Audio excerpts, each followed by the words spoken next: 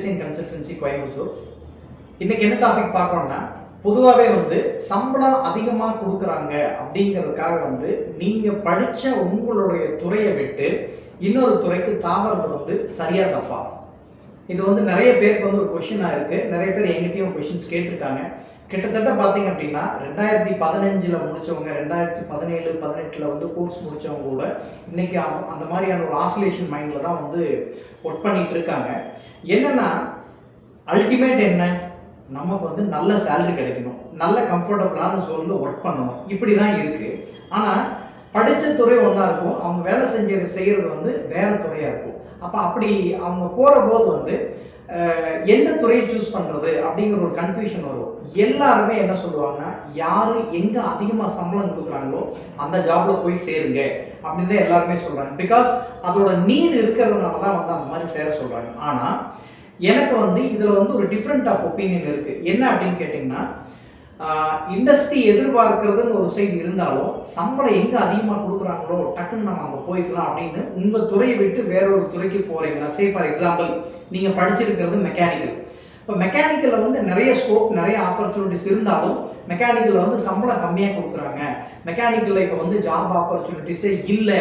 அதனால் மெக்கானிக்கல் போகாமல் சாஃப்ட்வேர் இருக்கக்கூடிய துறைகளோ அல்லது சர்க்கியூட் பிரான்ச் பேஸ்டான துறைகளோ நம்ம ஜாயின் பண்ணோம் அப்படின்னா அதில் சம்பளம் நிறைய கிடைக்குது, கம்ஃபர்டபுளாக லைஃப்பை லீட் பண்ண முடியும் அப்படிங்கிறது ஒரு ட்ரீமாக தான் இருக்குதுன்னு நான் சொல்லுவேன். காரணம் என்னென்னா, இன்னைக்கு ஒரு ஃப்ரெஷராக முடிச்சு இண்டஸ்ட்ரிக்குள்ள போகிறாங்க அப்படின்னா நல்ல சேலரி கொடுக்குறாங்க. பேசாமல் நான் ஐடியே படிச்சுட்டு போய்க்கிறேன், மெக்கானிக்கல் வேண்டாம் அப்படின்னு நம்ம சொல்கிறோம். இப்போ நீங்கள் நல்லா யோசிச்சு பாருங்கள், 4 வருஷம் ஒரு கோர்ஸை பற்றி படிக்கிறீங்க. அது சிவிலோ, மெக்கானிக்கலோ, கம்ப்யூட்டர் சயின்ஸோ, இன்ஃபர்மேஷன் டெக்னாலஜியோ, எலக்ட்ரிக்கல் எலக்ட்ரானிக்ஸோ, எலக்ட்ரானிக்ஸ் கம்யூனிகேஷன், இப்போ எனிதிங். பட் அந்த 4 இயர்ஸ் ஸ்கில் அப்படிங்கிறது உங்களுக்கு அந்த பர்டிகுலர் டொமைனில் அந்த நாலேஜ் இருக்கும். டக்குன்னு உங்களோட ஸ்கில்லை விட்டுட்டு, உங்களுடைய படித்த படிப்பை விட்டுட்டு நீங்கள் இன்னொரு துறைக்கு போகிறீங்க அப்படின்னா 2 விதமாக இருக்கும். ஒன்று என்ன அப்படின்னு கேட்டிங்கன்னா, புதுசாக நீங்கள் அந்த துறைக்கு ஜாயின் பண்ணுறதுக்கான ஸ்கில் கம்ப்ளீட்டாக அப்டேட் பண்ணணும். ஆப்பர்ச்சுனிட்டிஸ் இருக்குது, அதில் எந்த வித மாற்றம் இல்லை. பட் ஆப்பர்ச்சுனிட்டிஸ் இருக்குது, அதிகமாக சம்பளம் கொடுக்குறாங்க அப்படிங்கிறதுனால நீங்கள் அந்த துறையை சூஸ் பண்ணிட்டீங்க அப்படின்னா ஹவு லாங் அப்படிங்கிற ஒரு கொஷின் வரும் இல்லையா? இப்போ கஷ்டப்பட்டு எப்படியாவது ஸ்கில்லெல்லாம் டெவலப் பண்ணிவிட்டு நான் சாஃப்ட்வேர் ப்ரோக்ராமிங்கு, கோடிங்கெல்லாம் எனக்கு எழுத தெரியும், ஏஐ லாங்குவேஜ் எல்லாம் நான் படிச்சுக்கிறேன் அப்படின்னு சொல்லிட்டு வேகமாக எல்லாத்தையும் அப்டேட் பண்ணிட்டு நீங்கள் ஒரு ஜாபில் போய் ஜாயின் பண்ணிடுறீங்க. Interview you are selected, you are getting a very good salary. But ஒரு 3 months ஒர்க் பண்ணுறீங்க அல்லது ஒரு 6 months ஒர்க் பண்ணுறீங்க. அந்த இடத்துல என்ன ஆகும் அப்படின்னு கேட்டிங்கன்னா, உங்களுக்கு ஒரு சேலஞ்சிங்கான டாஸ்க் ஒன்று வர்ற போது அந்த இடத்துல நீங்கள் அதை முடிக்கிறீங்களா அப்படிங்கிறது ஒரு கொஷின் மார்க்காக இருக்கும். ரெண்டாவது, அந்த ஒரு ப்ராஜெக்டை நீங்கள் கம்ப்ளீட் பண்ணோம் அப்படின்னா உங்களுக்கு அடிஷனல் ஸ்கில் என்னெல்லாம் இருந்தால் அதை கம்ப்ளீட் பண்ண முடியும் அப்படிங்கிறது நீங்கள் அந்த 4 வருஷ கோர்ஸில் படிச்சிருந்தீங்கன்னா that will be supporting to you. Suppose அப்படி அந்த கோர்ஸில் படிக்காமல் இருக்கிற போது என்ன பண்ணுறாங்க, பயங்கர கஷ்டப்படுறாங்க. அவங்க ப்ராஜெக்டும் சரியாக கம்ப்ளீட் பண்ண முடியறதில்ல, அவங்களோட ஸ்கில்லும் அப்டேட் பண்ண முடியறதில்ல. ஏன்னா எல்லாருக்குமே தெரியும், இன்னைக்கு கம்ப்ளீட்லி டைம் பவுண்டட் ஜாப்ஸ். ஒரு டாஸ்க் எடுத்துட்டா அதை கம்ப்ளீட் பண்ணியே ஆகணும், அது எவ்வளோ நேரம் ஆனாலும் முடிச்சாகணும் அப்படிங்கிறத இண்டஸ்ட்ரியுடைய எதிர்பார்ப்பு. ஸோ வேறு வழியில் நீங்கள் அதை முடிச்சு தான் ஆகணும்.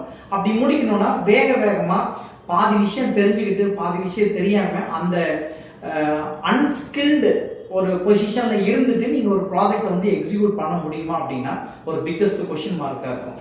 ஓவர் பீரியட் ஆஃப் டைம் ஆகிற போது என்ன ஆகும், நீங்கள் இந்த பர்டிகுலர் ப்ராஜெக்டை ஒரு மாதத்தில் முடிக்கணும்னா உங்களால் முடிக்க முடியலன்னா எவ்வளோ நாள் பார்ப்பாங்க அந்த ஜாபில்? ஒரு குறிப்பிட்ட ஸ்டேஜுக்கு மேலே please you can change your career அப்படிங்கிறத அவங்க சொல்லிடுவாங்க. அப்போ உங்களால் அதில் சஸ்டைன் பண்ண முடியாது. இல்லை சார், நான் கண்டிப்பாக எனக்கு நான் 4 வருஷம் வேற ஒரு கோர்ஸ் படிச்சுட்டு இருந்தாலும் கூட கண்டிப்பாக ஒரு ஃபீல்டை நான் சூஸ் பண்ணி பேசிக்காக அந்த ஸ்கில்லை லேர்ன் பண்ணிவிட்டு நான் அடுத்த ஃபீல்டுக்கு என்னால் போக முடியும் அப்படிங்கிற கான்ஃபிடென்ட் இருந்ததுன்னா, அதாவது அது மேலே அவ்வளோ பேஷன் இருக்கணும். என்ன மாதிரி ப்ராஜெக்ட் கொடுத்தாலும் என்னால் பண்ண முடியும் அப்படிங்கிற ஒரு கான்ஃபிடென்ட் இருந்ததுன்னா தாராளம் நீங்கள் ஃபீல்டை சேஞ்ச் பண்ணலாம். ஃபீல்டை சேஞ்ச் பண்ணி உங்களுக்கு பிடிச்ச ஃபீல்டில் போக முடியும், ஹையஸ்ட் சேலரியும் நீங்கள் அட்டைன் பண்ண முடியும்.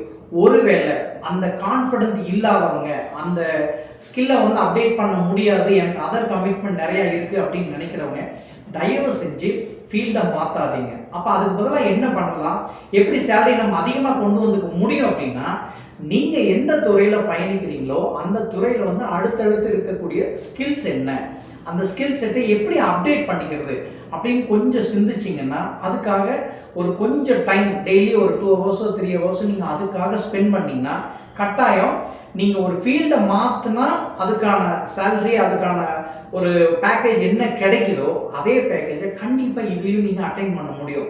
என்ன ஒரே ஒரு டிஃப்ரென்ஸ் வரும், காலங்கள் மட்டும் கொஞ்சம் ஸ்லைட் வேரியேஷன் இருக்கும். இருந்துட்டு போச்சு, அது அதனால் என்ன தப்பில்லையே. நம்ம வந்து ஒரே வருஷத்தில் பெரிய பணக்காரன் ஆகணும் அப்படிங்கிறது. யாரெல்லாம் வந்து ஸ்லோ அண்ட் ஸ்டடியாக நீங்கள் போகிறீங்களோ அது வந்து எப்பயுமே நிற்கும், நிலச்சி நிற்கும். நீங்கள் வேகமாக ஒரு ஹையஸ்ட் சேலரியில் போய் உட்காடுறீங்க, ஒரு ஸ்டேஜுக்கு மேலே பயங்கர ஹெக்டிக் ஆயிரும். உங்களால் டாஸ்க்கை கம்ப்ளீட் பண்ண முடிய சுச்சுவேஷன் வந்துன்னா டிசிஷன் மேக்கிங் எப்படி வேணாலும் போகும். ஒரு பாசிட்டிவாக இருந்துட்டால் பரவாயில்ல, இன்கேஸ் நெகட்டிவாக போச்சு அப்படின்னா உங்களுக்கு வந்து உங்களுடைய அந்த கேரியர் பார்த்தே வந்து ஃபெயில்யூர் ஆயிரும். அதுக்கப்புறம் வேற ஏதோ வேலைக்கு போகிற மாதிரியான ஒரு சுச்சுவேஷன்ஸ் வந்துடும். ஸோ என்றைக்குமே நீங்கள் வந்து அதிகமான சம்பளம் அப்படிங்கிறத மட்டுமே மையமாக வச்சு ஜாபை சூஸ் பண்ணாதீங்க. அது வந்து பிக்கஸ்ட் மிஸ்டேக். சம்பளமும் இருக்கணும், at the same time growth வந்து ஸ்லோ அண்ட் ஸ்டடியாக இருக்கணும். வேகமாக நான் வளரணும் அப்படிங்கிறத நினைக்காம ஸ்லோ அண்ட் ஸ்டடியாக இருந்தாலும் அது ஸ்டாண்டர்டாக இருக்கணும். ஒரு 10 வருஷம் அல்லது ஒரு 15 வருஷம் ஒரு ஃபீல்டில் பக்காவாக நம்ம சர்வே பண்ணணும் அப்படின்னா you should be very strong, you should be in a master on that particular field. அப்போ தான் உங்களோட க்ரோத் வந்து நல்லா இருக்கும். ஸோ சேலரி மட்டுமே டிபெண்ட் பண்ணி நீங்கள் உங்களோட க்ரோத்தை வந்து டிசைட் பண்ணாதீங்க. We have other parameters also. So you can decide where you are going and what's your expected salary. So with respect to that, you have to update your skills. Thank you.